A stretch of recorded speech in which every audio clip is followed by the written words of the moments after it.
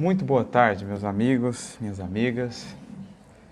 Que a paz de Jesus, nosso divino benfeitor e amigo de todos os momentos, nos envolva a todos nessa tarde de imensa alegria, que nos sintamos aqui, irmãos, que vêm partilhar do pão divino do Evangelho, trocando as pérolas que Jesus nos legou, que Kardec complementou, para que assim enriquecidos com a bênção do conhecimento espírita, na sua feição de doutrina libertadora das nossas consciências e dos nossos corações, para que assim a gente consiga realmente avançar em direção àquilo que nos espera, que no momento quase que não conseguimos mensurar o que é de fato a destinação espiritual, aquilo que o Pai, em seu infinito e imenso amor, preparou para todos nós. Mas aqui estamos, então, abertos, dispostos a receber esses recursos do alto e a aplicá-los na mais legítima gratidão que pode existir, na mais verdadeira forma, do verbo agradecer. Como vai dizer Emmanuel no livro Pão Nosso, mensagem com esse título, agradecer, o legítimo agradecimento, a legítima expressão da gratidão consiste na fiel aplicação ou na melhor aplicação de tudo aquilo que foi recebido. A melhor maneira de agradecer não é tanto pelas palavras,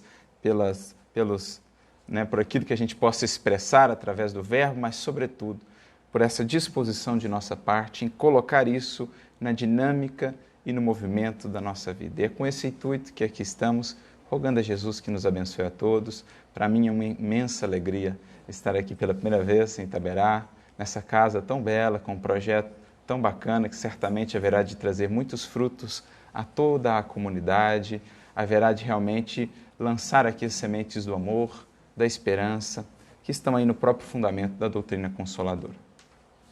E me recordo aqui, para abrir os horizontes da nossa reflexão nessa tarde, do prefácio que André Luiz nos traz, no seu primeiro livro, Nosso Lar, mostrando para nós um pouco o que é essa finalidade do Espiritismo nos caminhos humanos.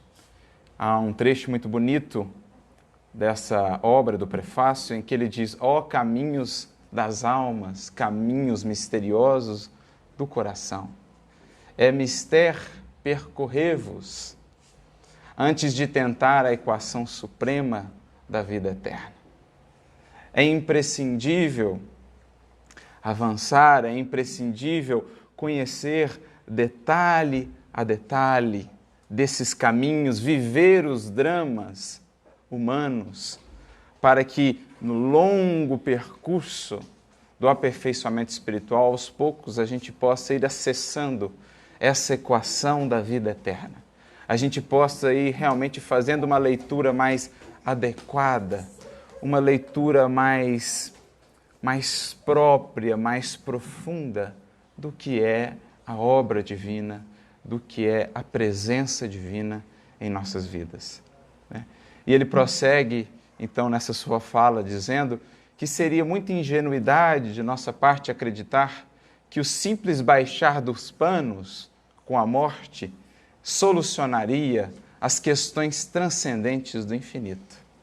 Não é por simplesmente deixarmos a vestimenta física, que já sabemos, o corpo nada mais é do que simples vestimenta, não é por simplesmente deixarmos a experiência material que milagrosamente essas equações da vida eterna se nos farão aí resolvidas. Teremos todas as respostas e as soluções. Não. É preciso voltar outras tantas vezes aqui, caminhando daqui, caminhando de lá, estudando daqui, estudando de lá, para que aos poucos nós possamos ir agregando os recursos, as variáveis, os elementos-chave, para que a gente consiga montar o quadro, esse grande quebra-cabeça que é a criação divina.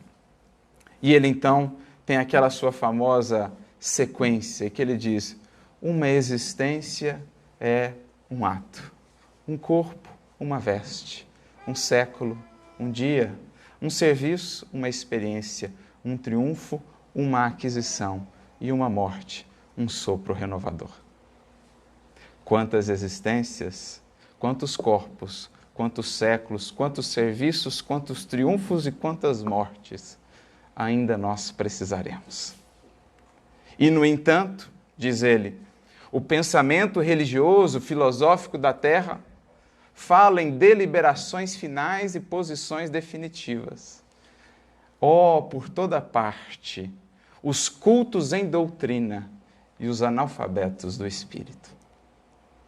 Fazendo ele um panorama do que tem sido muitas vezes o pensamento humano ao longo desses séculos que antecederam o advento do Consolador, que nos abre esses horizontes para o infinito, para a vida espiritual, para o mundo espiritual e as leis que o regem, realmente auxiliando-nos, ajudando-nos a caminhar para além das doutrinas, das concepções teológicas complicadas, muitas vezes marcadas por sofismas e etc., auxiliando-nos a ir além disso, da cultura na doutrina, para, de fato, a alfabetização do nosso espírito perante as questões da vida eterna.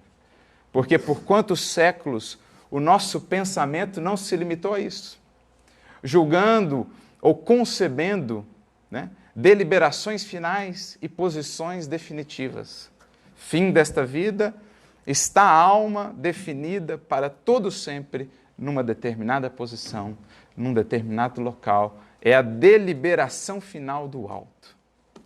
Como falar disso ante a magnificência que a própria ciência vem a nos demonstrar com todo o seu progresso nesses séculos que nos antecederam? Ante essa magnificência majestosa, é quase que redundante isso, mas se o Criador, do ponto de vista da matéria, fez coisas assim tão belas e tão perfeitas, como, no que diz respeito aos seus filhos, poderíamos conceber deliberações finais, deliberações eternas, a não ser aquela sim, que é a única e a grande deliberação final, a lei universal, o determinismo divino, que é o do amor e o da felicidade para todos os seres. Como pensar em penas eternas? Como pensar num afastamento eterno do Criador e da sua misericórdia? Como pensar que não há outras oportunidades, que não há outros recomeços, que não há outras chances, que não reviveremos, que não revisitaremos corações que nos são caros, que não estaremos juntos outra vez? A gente, hoje, na doutrina espírita, com a visão que o Espiritismo nos traz, talvez não meditemos tanto nisso, que por séculos, e ainda hoje, muitos e muitos corações ainda vivem com esses horizontes de deliberações finais e posições definitivas, julgando que não mais verão aqueles que um dia tanto amaram, aqueles com quem por tanto tempo conviveram, acreditando que, uma vez que o corpo desce ao túmulo, não há mais volta, é o fim, não há nada além, não há nada adiante, não há nada depois. Quantas consciências e quantos corações ainda assim vivem. E muitos deles, cultos em doutrinas as mais diversas, da filosofia materialista do nosso mundo, ou dos campos teológicos os mais diversos, que muitas vezes nós, como copartícipes dessas construções lá atrás, limitamos em muito a grandiosidade da lei, a grandiosidade do amor e da misericórdia de Deus. Por isso, André Luiz, quase que nesse lamento profundo, quase que nesse desabafo, então nos diz, em toda parte, essa cultura, esse conhecimento intelectual, mas do que diz respeito aos conhecimentos espirituais, muitas vezes ainda no beabá. Às vezes nem no beabá. Porque, de fato, por vezes vemos aquelas que são consideradas as maiores inteligências do âmbito da ciência no mundo, ao adentrarem ou ao comentarem o âmbito dos aspectos espirituais da vida. Tem comentários, tem perspectivas que são quase que infantis, ingênuos, porque nessa ciência ainda não se diplomaram, ainda não têm começado a tratar os primeiros elementos. Mas é, digamos assim, um determinismo da evolução e do progresso. Todos um dia chegarão a equacionar essas questões magnas e fundamentais da vida com clareza. Todos um dia adentrarão no estudo e na compreensão dessa ciência divina, dessa ciência na própria definição de Allan Kardec, que trata da natureza dos espíritos, das suas relações com o mundo material, das suas relações entre si mesmos. No fundo, é isso que é a doutrina espírita, que um dia, dizem os espíritos no Livro dos Espíritos, chegará a ser uma crença comum. Não que todos serão espíritas no sentido do rótulo, mas todos terão esse conhecimento que o Espiritismo nos traz como parte agora integrante do patrimônio intelectual do mundo, do patrimônio intelectual do pensamento humano. Faz parte, é o caminho, é o processo. Por isso me recordo de uma frase que esses dias pude ver num livro que gosto muito, são 2 livros, na verdade, do Chico, aqueles únicos produzidos não por psicografia, mas por psicofonia, Instruções Psicofônicas e Vozes do Grande Além. No livro Vozes do Grande Além, no capítulo 41, há uma mensagem de um espírito chamado Antônio Sampaio Júnior, esse espírito que era um integrante do grupo Meimei, que era o grupo do qual fazia parte ali Arnaldo Rocha, também Chico Xavier e outros companheiros. Grupo esse que havia sido fundado na década de 50 em Pedro Leopoldo, um dos grupos do qual Chico participava, ele ia no Luiz Gonzaga também, mas também no Meimei. Antônio Sampaio Júnior era um membro desse grupo, um membro, digamos assim, emérito, embora morasse distante de Pedro Leopoldo, sempre que estava na cidade ele participava, e ele já havia então desencarnado, e volta ao grupo agora como espírito para trazer uma comunicação. Por isso o título da mensagem justamente é Companheiro de Regresso. Como dizer assim, olha, eu voltei aqui para dar uma notícia de como estão as coisas, de como é de fato essa transição. E ele então tem uma frase que me marcou, uma bela definição do Espiritismo. Ele diz assim, o Espiritismo nos caminhos humanos é assim como que a alfabetização de nossa alma perante a vida eterna. Eu achei essa uma das definições mais felizes sobre o que de fato é a doutrina espírita e os conhecimentos que ela nos traz. É o processo de alfabetização do ser humano que a ele se abre para as questões transcendentes da vida eterna. Né? É essa projeção do nosso pensamento e da nossa mente, agora para além dos horizontes estreitos da matéria e dos sentidos. É realmente penetrar os sentidos, os propósitos mais profundos da vida. O que viemos aqui fazer, de onde viemos, para o que vamos, é preencher o nosso coração e a nossa mente com essas respostas, há séculos procuradas pela humanidade. As grandes e magnas questões da vida, que são aquelas norteadoras do nosso evoluir de maneira consciente. Quanto mais claro está para nós o que é o propósito espiritual da vida, o que estamos fazendo aqui, como cada circunstância que nos visita atende a esse propósito, quanto mais é vasto o horizonte que nós conseguimos enxergar, mais leve se torna o nosso caminhar na Terra. Quanto mais longe os nossos olhos se projetam, mais esperança se infunde em nosso coração. Mais força temos para vencer os obstáculos da vida, porque diante do fundo que agora se nos aparece tão grandioso e tão belo, o que são alguns momentos, alguns anos mesmo, ou uma encarnação inteira de lutas, de esforço, de sacrifício. Então tudo isso, esses horizontes que o Espiritismo nos abre, da vida futura, tudo isso é uma fonte tremenda de força, de moralização, de transformação para a criatura. Kardec mesmo vai dizer, no Evangelho segundo o Espiritismo, no capítulo 2, quando ele trata do ponto de vista pela qual se vê a vida, e ele fala da tremenda força que o ponto de vista novo que o Espiritismo nos traz para tudo que nos acontece, para tudo que acontece no mundo, o quanto esse ponto de vista mais elevado, mais abrangente, infunde na criatura mais força, mais resiliência, mais propósito, mais sentido existencial. E creio que é sobretudo disso que nós estamos precisados em momentos difíceis. Nutrirmos-nos de eternidade, de infinitude. Nutrirmos-nos digamos, do pão que desce do céu de fato. Jesus mesmo dizia no Evangelho, nem só de pão viverá a alma. A nossa vida não consiste na pura e simples satisfação de necessidades fisiológicas. A nossa vida não consiste ou não se resume à simples rotina do dia a dia, atrelada ao terra-a-terra e às inquietações humanas. A vida com Cristo necessariamente se faz maior do que isso. A vida com Cristo é uma proposta de vida que abunda, que transcende, que infunde na criatura de fato um senso, uma consciência de eternidade. É essa alfabetização que nós precisamos ter. Juntar esses elementos, esses caracteres fundamentais da lei divina, ou melhor, que nos permitirão ler melhor a lei divina.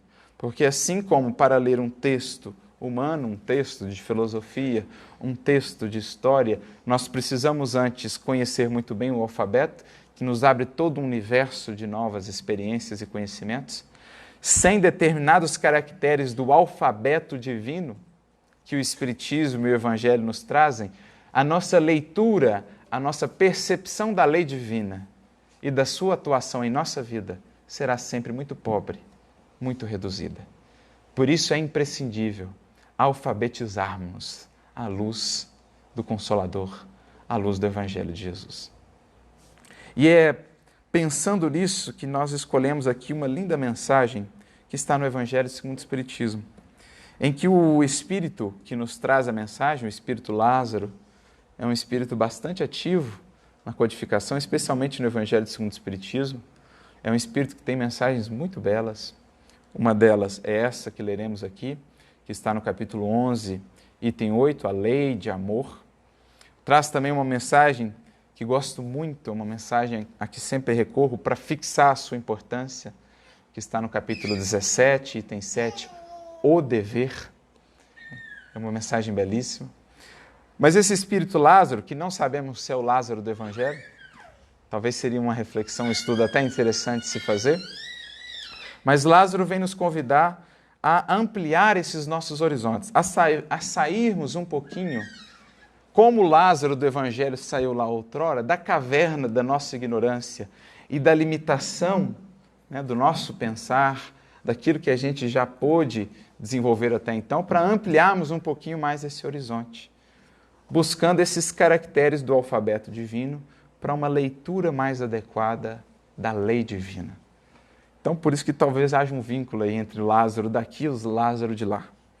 É Jesus dizendo a Lázaro, né, e dizendo a todos nós, Lázaro, sai para fora da caverna do orgulho, da ignorância, do nosso materialismo espiritualista, muitas vezes, para que a gente possa realmente transcender.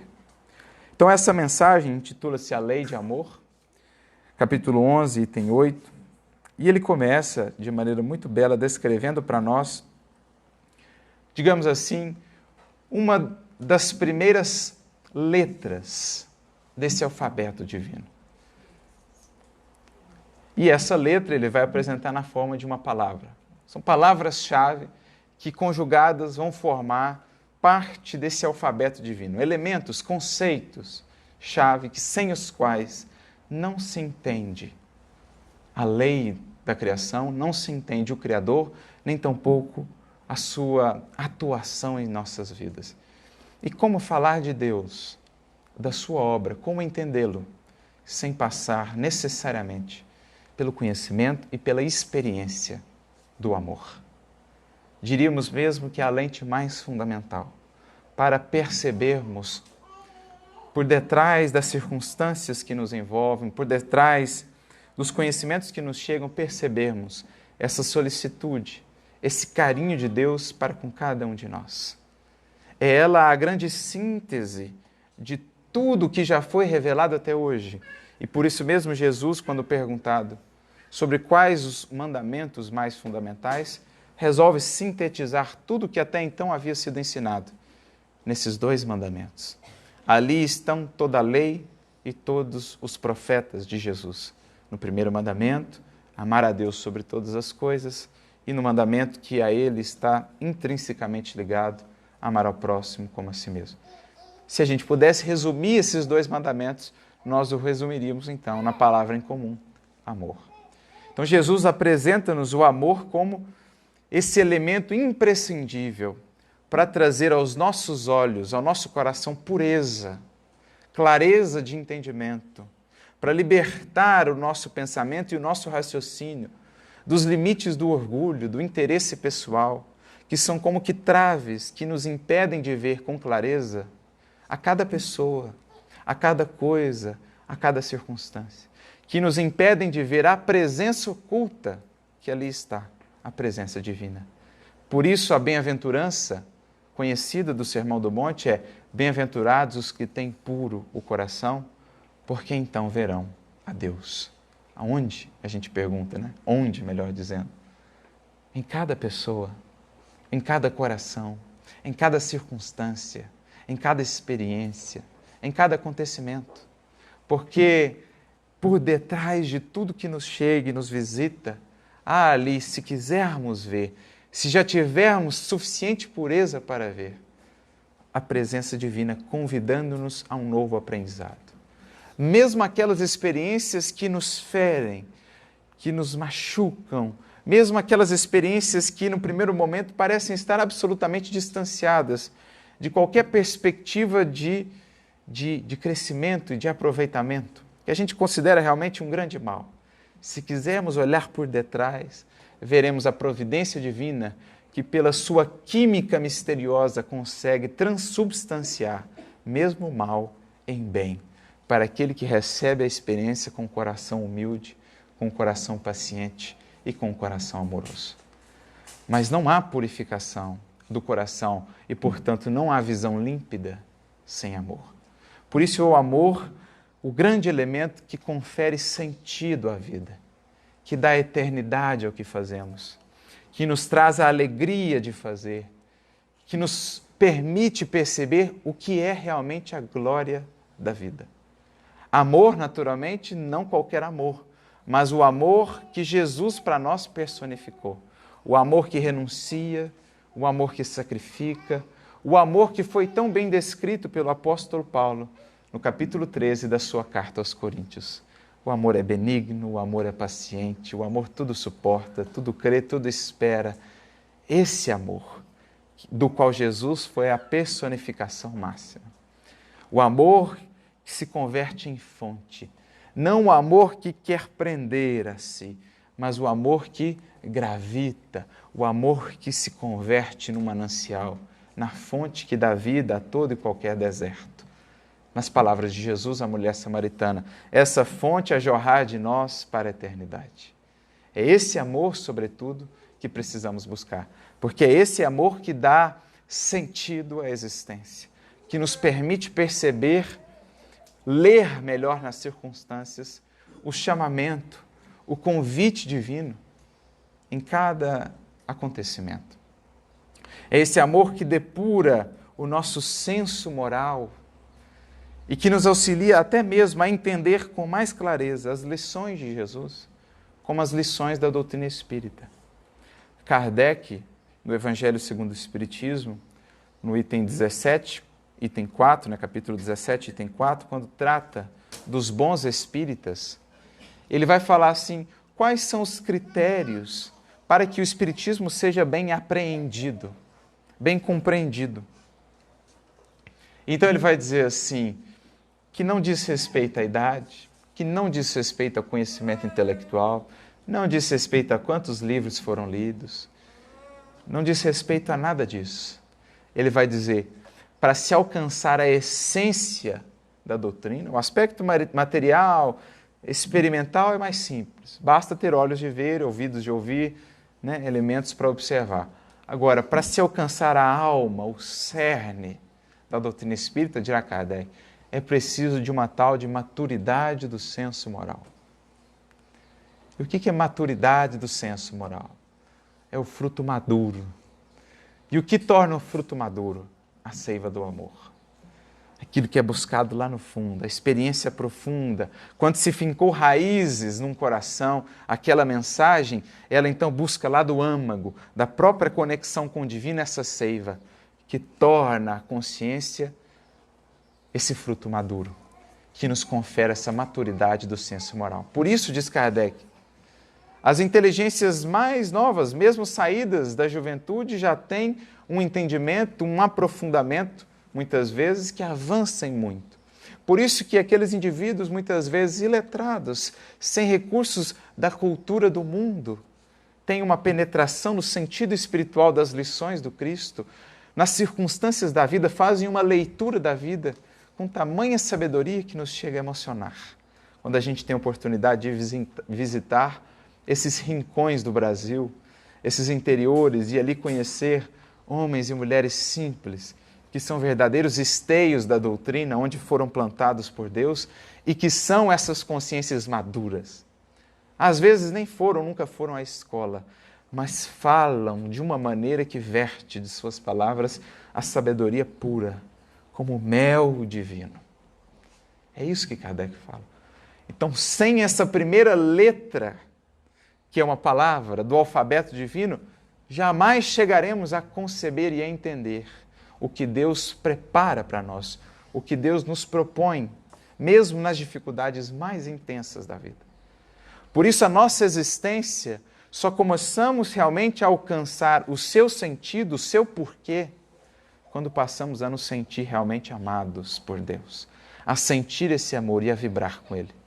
Me recordo até de um escritor, um teólogo, que tem sido responsável por um resgate do estudo sobre Paulo atualmente no mundo, se chama Nicholas Thomas Wright, ele que é protestante, e tem um livro muito interessante, que fala de Paulo, o Paulo universal, o homem dos três mundos de então, chama-se Paulo, Novas Perspectivas, e me recordo de um trecho, um estudo, uma análise que ele faz lá, que me marcou muito, fazendo um contraponto com o Descartes, que diz penso, logo existo.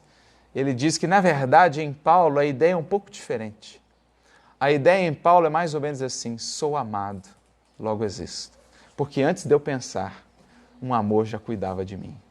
Eu já existia, eu já faceava a vida, já era parado e sustentado. Então, sou amado, logo existo.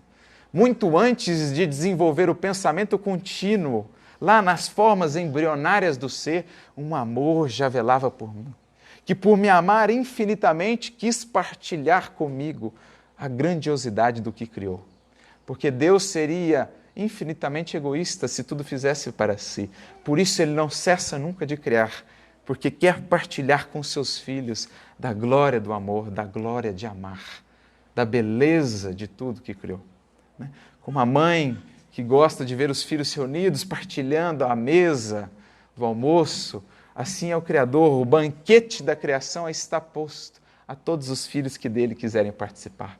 Por isso, uma das parábolas mais lindas de Jesus é a parábola do festim, das bodas, desse pai que deu uma tremenda festa, a festa do reino, que já está ocorrendo e que todos os que quiserem nela poderão adentrar.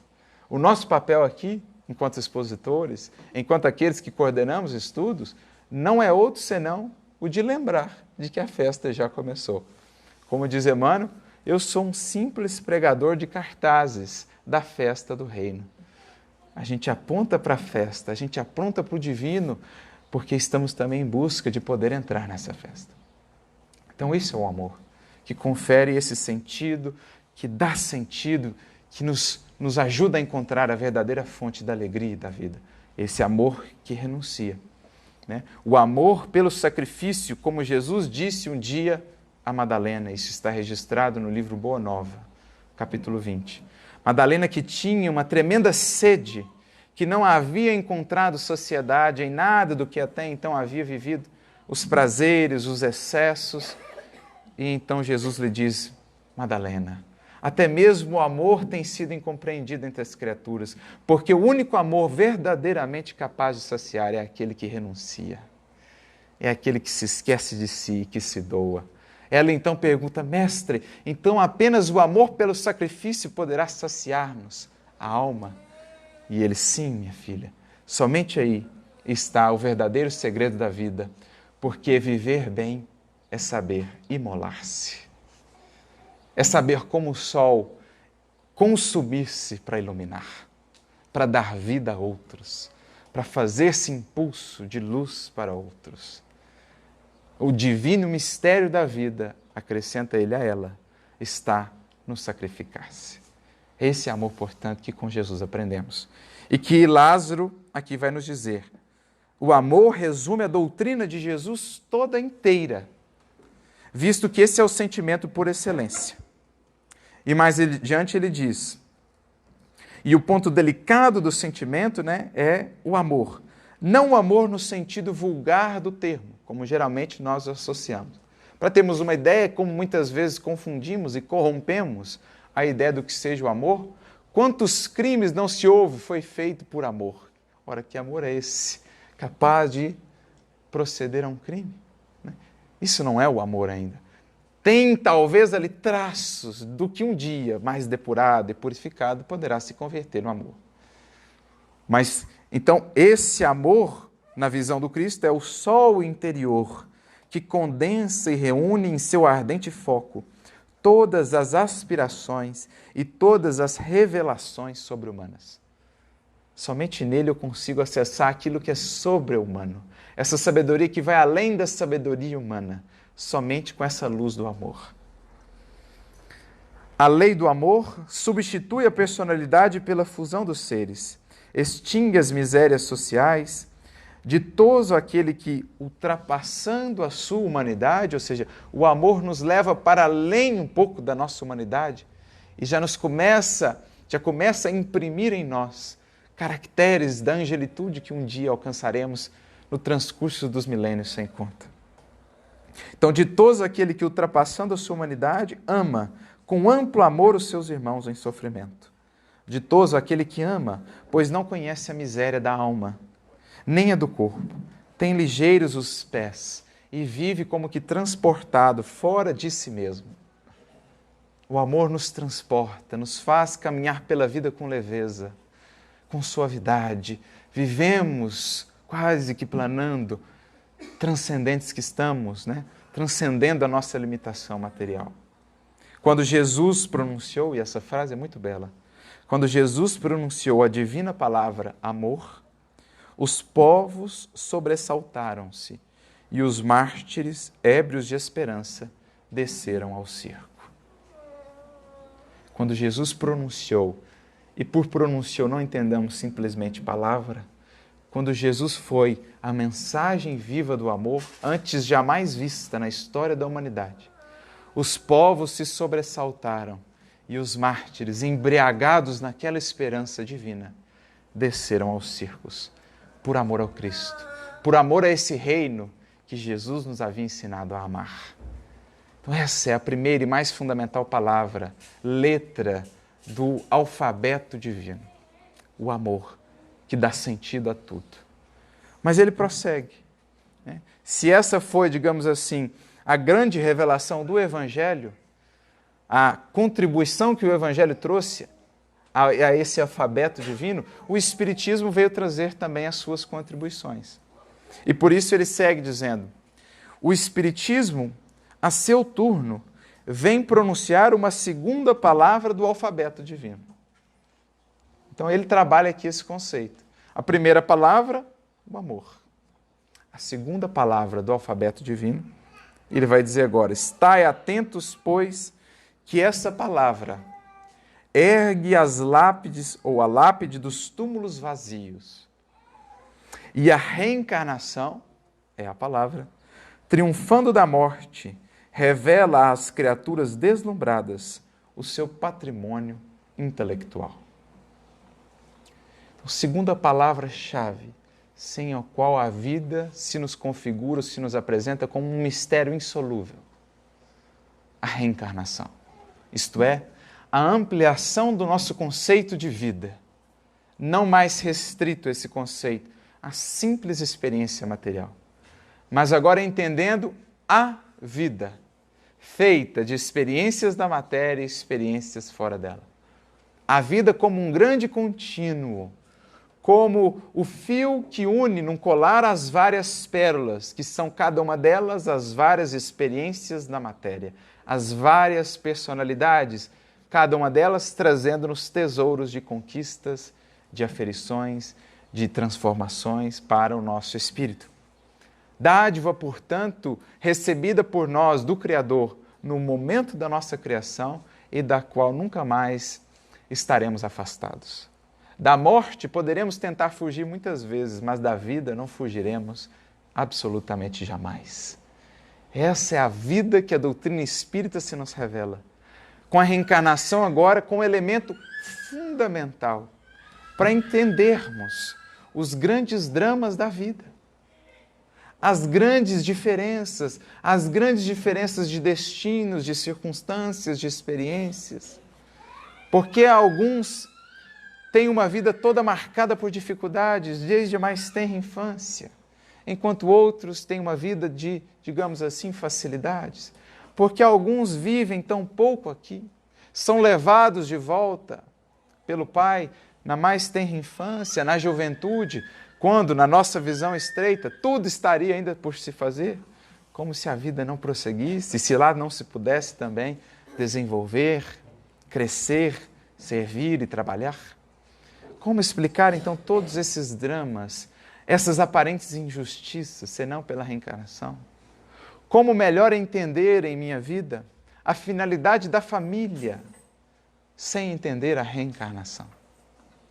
Entender que ali, naquele pequenino núcleo, se congregam espíritos que há muito vêm caminhando juntos, pelos laços da amizade, do amor, do companheirismo, ou pelos laços da antipatia, pelos laços do ódio, muitas vezes, da agressividade, e que pela misericórdia divina e a bênção do esquecimento, que é um aspecto fundamental atrelado à lei de reencarnação, ali se reúnem novamente para um curso intensivo de vivência do amor e de prática do perdão. Como os remédios mais potentes, mais imprescindíveis para a cura definitiva e real de nossas almas adoecidas. Então, como entender aquele filho que tem aquela ou aquela outra característica, aquele cônjuge, como entender aquelas antipatias, aquelas simpatias, aquelas dificuldades, aqueles atritos, sem agora, por esse telescópio que nos permite ver mais além da reencarnação, sem entender que ali se operam processos de infinito amor e misericórdia, que nos permitem estarmos juntos, não tão lembrados assim do que outrora fizemos uns para os outros, para que nesse clima de convivência cotidiana, para que inserindo ali, nesse clima da convivência, esse óleo puro do amor que permite uma convivência mais suave, sem tantos atritos, da paciência, da ternura, da mansuetude, para que ali a gente possa transfundir o que outrora era algema de escravidão e de sofrimento, no ódio, na mágoa e na revolta, transfundir isso agora em laços de luz, em laços de amor inquebrantáveis, no espaço e no tempo. Como, portanto, esquecer, ou como, portanto, entender isso sem entender a reencarnação? Como entender o quadro de aflições que hoje me visita?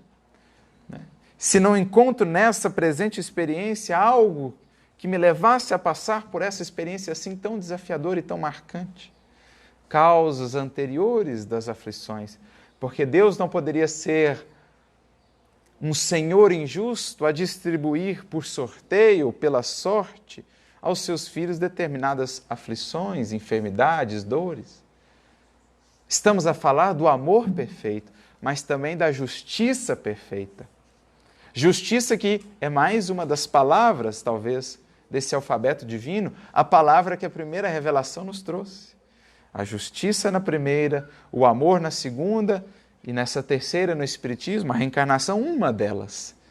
Outras tantas poderíamos trazer, o conceito do Espírito, o conceito da vida no mundo espiritual e tantos outros. Mas como entender esse quadro de aflições que hoje me visita? Sem perceber que há uma justiça que conecta passado e presente apontando por vir. E que se hoje facei uma colheita dolorosa e amarga, nada me impede de converter isso com humildade e resignação numa sementeira de bênçãos para o porvir. porque é certo. Aprendemos com essa consciência espiritual que o Espiritismo nos traz, que o futuro não é tão incerto assim. Ao contrário, o futuro é mais certo do que imaginamos, porque aquele que semeia haverá de colher. Tendo sido semeado de Jesus, cresce. Não nessa vida, em outras, a eternidade aí está, mas aquele que semeia, um dia colhe.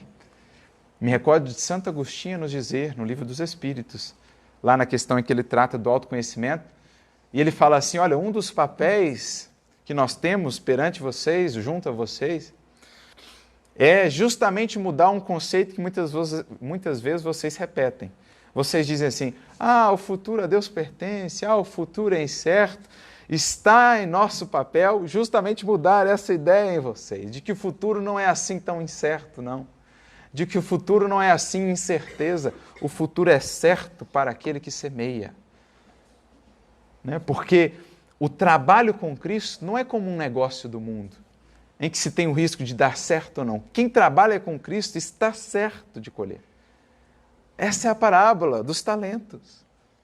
A gente analisa a parábola dos talentos achando que é um negócio humano, né? Um tinha 5 moedinhas, ele tinha mais recursos, ele tinha mais segurança para aplicar. Ele aplicou, voltou. O outro tinha 2 moedinhas, então ele tinha pelo menos uma ou outra ali de segurança, né?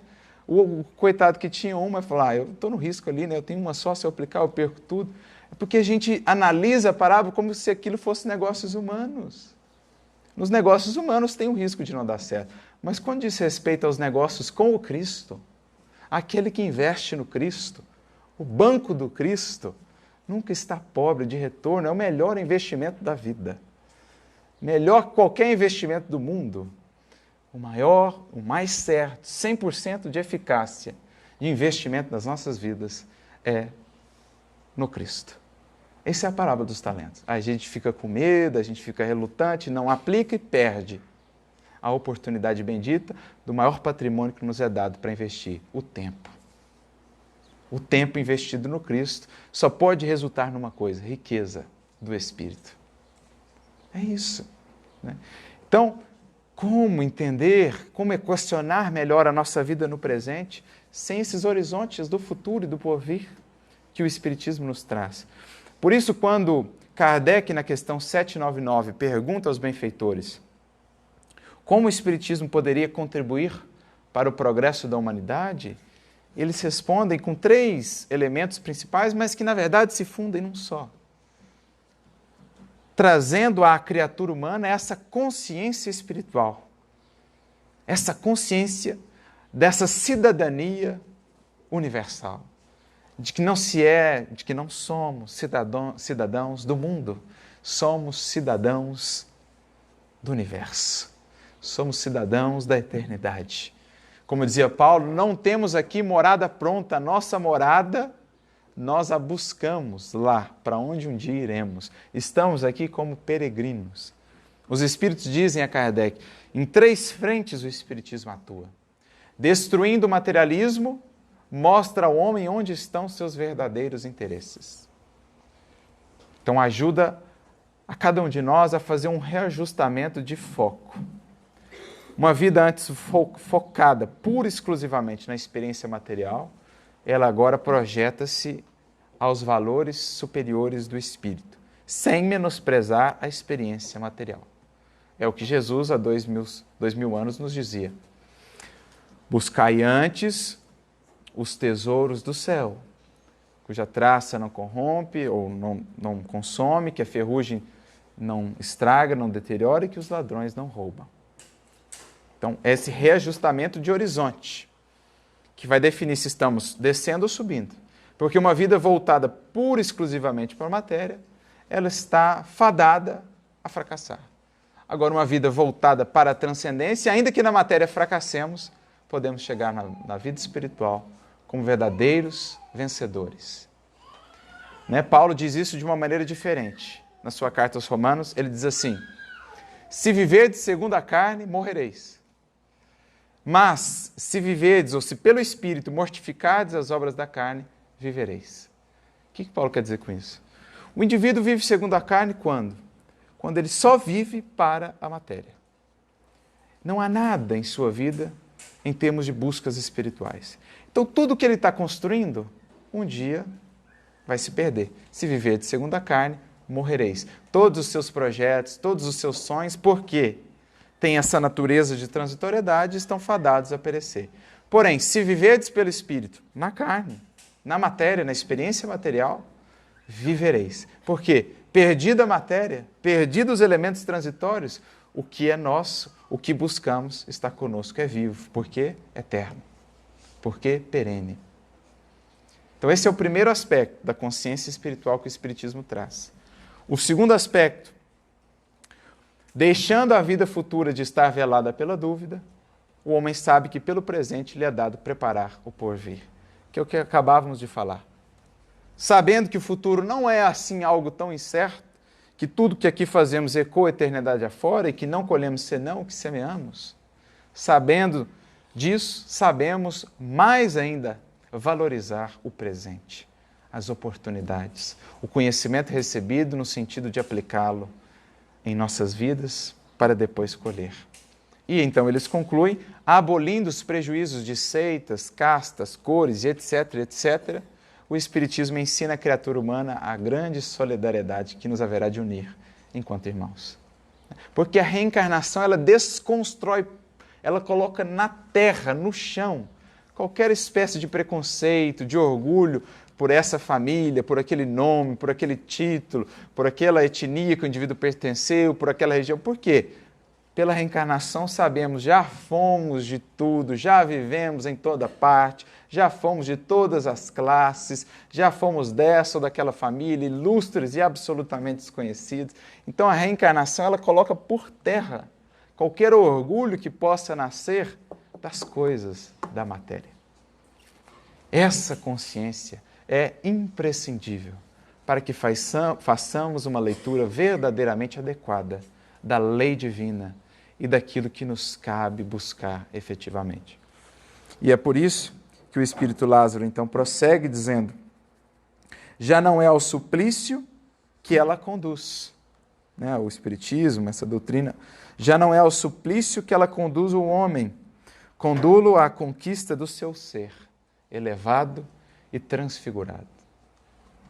O sangue resgatou o espírito, e o espírito tem hoje que resgatar da matéria o homem. Olha que frase síntese bela.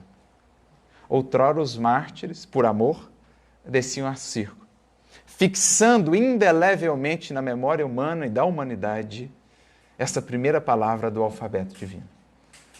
O que fez a mensagem do Cristo varar os séculos e ser ainda hoje assim tão encantadora, tão atual e tão viva, senão o amor. Fixado no pensamento e na história humana, graças ao sacrifício daqueles tantos mártires que foram conduzidos ao suplício. O Espiritismo, os nossos tempos, não mais nos pedem esse suplício. A coragem de enfrentar os suplícios exteriores. Pede-se-nos a coragem agora do grande testemunho, de enfrentarmos o suplício interno da transformação da morte do velho eu, como a semente que se rasga para converter-se de fato em fruto. Essa é a grande chamada, o grande chamamento para o nosso tempo no seio do cristianismo. Para que fixemos, pelo nosso exemplo de transformação, porque o tempo das palavras vazias passou, é chegado o tempo da coerência, diz Emmanuel, para que fixemos pelas nossas transformações, pela nossa conduta e postura, de fato, vivemos como espíritos. A reencarnação em nossa vida não foi simplesmente mais um conhecimento vago ou vão, se fez vida nova. Para que a reencarnação não se converta até mesmo em nossas vidas, como muitas vezes vemos, numa justificativa para postergarmos transformações que de já ou necessariamente agora já poderíamos fazer, já deveríamos fazer. Saber que teremos outras vidas não deve ser para nós o motivo para postergar o que já reconhecemos ser preciso transformar agora, aproveitando o patrimônio infinito do tempo. Então, por isso ele resume nessa frase, que é em si mesma muito bela: o sangue resgatou o espírito. O sangue daqueles primeiros mártires cristãos, do próprio Cristo, trouxe para a terra uma compreensão mais sutil, mais profunda, mais elevada de espiritualidade. Da força do Espírito sobre a matéria, naqueles seres que não temiam sequer a morte, porque sabiam que o Espírito transcende ao túmulo, que a vida prossegue, como Jesus nos mostrou na ressurreição, isto é, mostrando que a vida triunfa mesmo sobre a morte. Por isso, alguns historiadores daquele tempo chegavam a dizer que o sangue dos mártires cristãos era como semente. Quanto mais deles tombavam os corpos, mais cristãos se faziam, para afirmar ainda com mais força o poder do amor, o poder do Espírito. Era isso que dava a eles aquela confiança. Paulo chega a dizer, se o Cristo não ressuscitou, vã é a nossa pregação e a nossa fé. Mas como sabemos que o Espírito transcende a tudo isso, mesmo a morte, então a nossa fé, a nossa pregação tem vida e tem sentido. Então o sangue resgatou o Espírito. Mas hoje cabe ao Espírito, a esse conhecimento espiritual que recebemos da doutrina espírita, resgatar o homem, nós, a criatura humana, do apego à matéria em que muitos ainda estamos. Embora conhecedores desses elementos, é preciso dinamizá-los em nossa vida e realmente aplicar cada encarnação que recebemos como dádiva do alto, como mais uma alavanca de progresso na infinita ascensão. Isso que o conhecimento espírita vai se fazendo em nós. Consciência espiritual, consciência da vida em espírito, daquela que de fato é viva, daquela que de fato é abundante. Que cada um de nós, portanto, possa meditar nesse novo paradigma que se nos apresenta na vivência cristã. Se outrora era preciso o sacrifício do corpo, agora se pede-nos, como nunca, o sacrifício do orgulho, das vãs glórias humanas, das vaidades e das ilusões. Que vivamos no mundo, na matéria, como espíritos que sabem que daqui não são, que aqui não permanecerão, que estão de passagem. Era assim que Jesus definia os seus seguidores no Evangelho de João, capítulo 17. Os meus discípulos não são do mundo. Sabem que não são do mundo. Estão no mundo, mas dele não são. Não peço que os tire daqui, Pai, mas que os liberte do mal, para que, estando no mundo, sejam a fonte do bem e do despertamento para seus outros irmãos. Esse é o outro paradigma que vai ficar para nós bem expresso numa bonita mensagem de um espírito que muito admiramos, chamado Pedro de Alcântara. São Pedro de Alcântara, na verdade, ele é reconhecido pela Igreja Católica como santo, ele que tem o mesmo nome de Dom Pedro II. A gente vai ver muitas mensagens do Chico assinadas Pedro de Alcântara. A maioria delas é Dom Pedro II, que assina Pedro de Alcântara. Mas essa em específico é Pedro de Alcântara, São Pedro de Alcântara, que foi um grande espírito franciscano, contemporâneo de Santa Teresa de Ávila. Foi ele um reformador da Ordem dos Franciscanos, foi ele um tutor desse grande espírito que foi Santa Teresa de Ávila. E pelas informações de Arnaldo Rocha, que teria um vínculo profundo com esse espírito, ele era um dos mentores espirituais do Grupo Meimei. Clóvis Tavares, nessa mensagem, numa nota, acrescenta isso, que ele era um dos benfeitores. E pelas informações do Arnaldo Rocha, que nos chegam, que está naquele livro, inclusive, Chico, Diálogos e Recordações, esse espírito seria o quinto varro do livro Ave Cristo, aquele espírito que era pai espiritual de Tassiano, que é o nosso querido Arnaldo Rocha. Então, numa mensagem recebida lá no Grupo Meimei, intitulada Antes e Agora, Pedro de Alcântara, assim nos apresenta essa mudança de paradigmas, que consolidam para nós. O sangue outrora resgatou o espírito, mas hoje o espírito tem de resgatar o homem da matéria. A primeira palavra do alfabeto lá, o amor, agora o grande compromisso, além do amor, a vivência consciente em espírito. E ele diz, o título é Antes e Agora. Antes, era preciso lutar por Jesus nos circos e nos cárceres, afrontando a renunciação e a morte. Agora, é indispensável combater pelo Cristo, em nós mesmos, vencendo o egoísmo e a ignorância.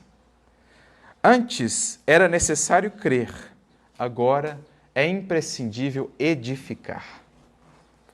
Antes, o mundo perseguiu o discípulo do cristianismo, impondo-lhe sofrimento e sangue. Agora, o mundo espera que o aprendiz da luz se disponha a auxiliá-lo e a redimi-lo, né? O Espírito resgatando o homem da matéria. Antes, os seguidores da Boa Nova enfrentavam suplícios e feras para se afirmarem com o Senhor. Agora, pelejam na própria carne para alcançar a perfeição. Antes, o benfeitor inesquecível, né, Jesus, recomendava: ide e pregai. Agora, o celeste emissário, por milhares de vozes que descem da altura, no Espiritismo, as estrelas que caíram do céu, proclama solene: ide e exemplificai. Antes o programa, agora a realização. Filhos do Evangelho, olha que bonito, filhos do Evangelho, não temamos. O Mestre ressuscitado vem de novo às assembleias dos continuadores de sua obra da redenção humana, reiterando-nos a promessa de que permanecerá conosco até o fim dos séculos. Caminhemos servindo, armando o coração de humildade. Antes, o amor infinito a sustentar-nos, agora, o infinito amor a soerguer-nos. Cristo avança, Cristo reina, Ave Cristo.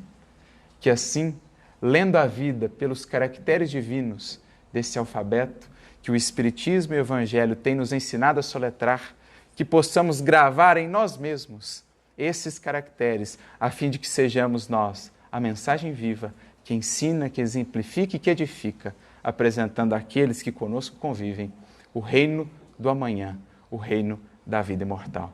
Ave Cristo, para todos sempre e muita luz para todos nós.